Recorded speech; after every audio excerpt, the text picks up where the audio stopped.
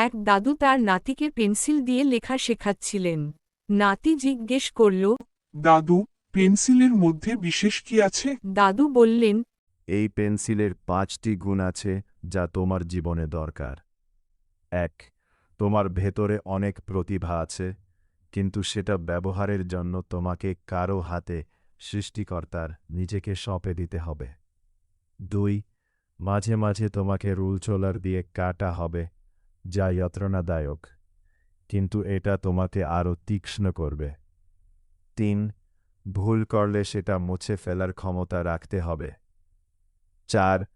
তোমার বাইরের কাঠের চেয়ে ভেতরের গ্রাফাইটটা বেশি গুরুত্বপূর্ণ। 5. তুমি যেখানেই যাও একটা ছাপ রেখে যাবে। মনে রাখবেন, পেন্সিলের মতো আপনার জীবনের নিয়ন্ত্রণও যদি সঠিক হাতে থাকে, তবে আপনিও একসময় ইতিহাস লিখবেন। তাই নিজের ওপর বিশ্বাস হারাবেন না।